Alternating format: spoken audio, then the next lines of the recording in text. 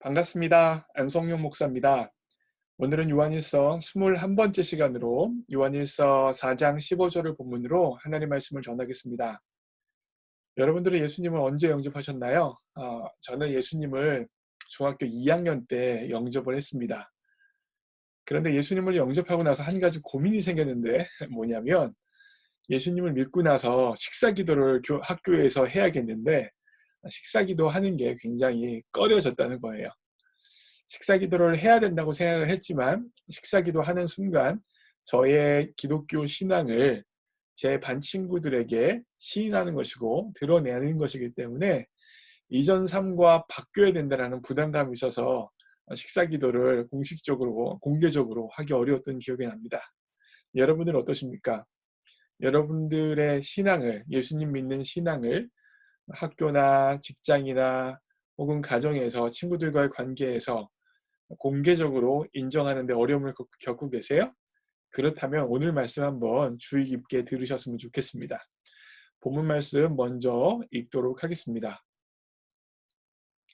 자, 요한일서 4장 15절이에요. 누구든지 예수를 하나님의 아들이라 시인하면 하나님이 그의 안에 거하시고 그도 하나님 안에 거하느니라. 하나님이 그의 안에 거하고 그도 하나님 안에 거한다는 말은 하나님의 자녀가 된다는 말이라고 할 수 있고요. 하나님과 친밀한 사귐의 관계에 들어간다라는 것을 지시하고 있습니다. 그리고 누구든지 예수님을 하나님의 아들이라 시인한다는 것은요. 공식적으로 공개적으로 신앙을 고백하는 거죠. 특별히 예수님을 하나님의 아들이라고 인정한다는 것이 시인한다는 것이 당시 초대교회 시대는 굉장히 어려운 일이었어요. 사실 제가 중학교 때 예수님 식사기도를 한다고 해서 큰 어려움 물론 있겠죠. 그러나 정말 제 생명의 위협을 겪는다든지 가정에 커다란 불화가 일어난다든지 이런 문제는 아니었어요.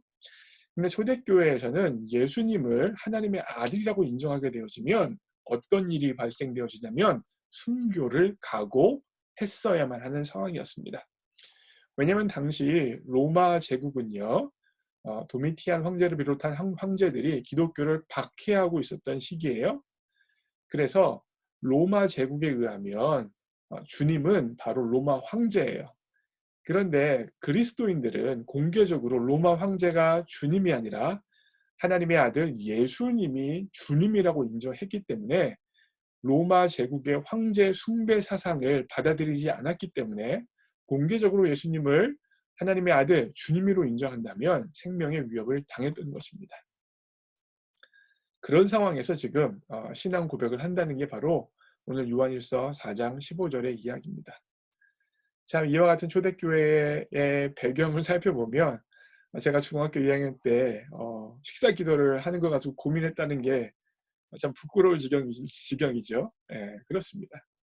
초대교회 성도들은 예수님이 하나님의 아들이라는 것을 인정하기 위해서 생명의 위협을 감수했어야만 했고 갖가지 사회적인 손해까지도 감수해야만 했습니다. 그것을 감수하고 나서 예수님을 향하여서 하나님의 아들이라고 시인할 수 있었던 것입니다.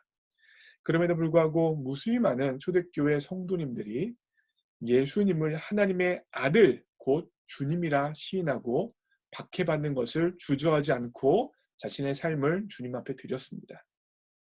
사랑하는 성도 여러분, 우리는 어떤 신앙생활을 해야 하는 것일까요? 초대교회 성도님들의 모범을 따라야 하는 것이 우리들의 삶의 모습은 아니겠습니까? 생명의 위협은 당하지 않잖아요, 우리는? 우리는 무슨 우리의 미래를 포기해야 되는, 미래를 카타쿰 같은 땅굴에서 살아야 되는 그 정도의 삶은 아니잖아요. 특별히 오늘 본문 말씀에서 하나님이 주시는 약속이 있습니다. 무엇입니까? 예수님을 하나님의 아들로 주님으로 인정하게 되어지면 하나님이 우리 안에 거하시고 우리도 하나님 안에 거하시는 복을 허락해 주신대요. 무슨 말입니까? 이전과 비교할 수 없는 친밀한 하나님과의 관계를 주시겠다는 거죠. 그 결과 어려움이 있긴 있어요. 아픔이 있긴 있어요. 그러나 그 어려움과 아픔을 이길 힘을 주시겠다는 거예요. 어떻게 로마 황제가 주님이 아니라 예수님이 주님이라고 고백했던 초대교회 성도들이 그리스도인으로서의 자신의 삶을 살아갈 수 있었겠습니까? 그 사람들이, 특별히 초대교회 성도들이 의지가 강해서인가요? 특별한 성격적인 특성을 가지고 있었기 때문입니까? 아니에요. 하나님이 그들 안에 거하시고 그들이 하나님 가운데 거하는 영적인 능력이 그들 가운데 임했기 때문입니다. 그러기에요, 성도님들, 다시 한번 결단했으면 좋겠습니다. 우리의 신앙을 공개적으로 선포하십시오. 가정에서도 선포하시고요. 직장에서도 선포하시고요. 친구들 관계에서도 예수님이 나의 주님이라고 선포해 보세요. 그러면 그 시인과 함께, 그 선포와 함께 하나님의 특별한 은혜가 우리 가운데 있습니다. 하나님께서 그 공개적으로 우리의 신앙을 선포한 것 가운데 은혜를 베풀어 주셔서 그리스도인답게 살아갈 수 있는 힘을 주시고 능력을 공급하여 주시고 피할 길을 내주시는 게 바로 하나님의 특별한 은혜입니다. 결단하기가 어려우시죠? 그러나 결단해 보세요. 하나님이 우리 가운데 거하고 우리가 하나님 가운데 거하는 특별한 하나님의 은혜가 여러분과 저에게 있습니다. 그러하기에 삶의 자리가 어떠하든지 예수님이 우리의 주님이라는 신앙 고백이 중요한 것입니다. 그 신앙 고백이 바로 우리의 삶의 영적인 축복의 열쇠예요. 예수님을 우리의 주님이라고 고백하는 곳곳마다 하나님의 은혜가 있어서 그 고백을 통하여서 뚫리지 않던 문제들이 뚫리게 되어지고 내게 해결할 수 없을 것 같았던 어려움들도 해결하면서 정말 하나님이 주인이시라는 것이 무엇인지 우리의 삶을 통하여서 나타나게 되어지는 것입니다. 그와 같은 은혜가 예수님이 우리의 주님이라고 인정하는 여러분의 삶과 제 삶에 가득하기를 주님의 이름으로 축복합니다. 그러면 여러분 토요일 날 뵐 때까지 행복하시고 건강하세요. 바이.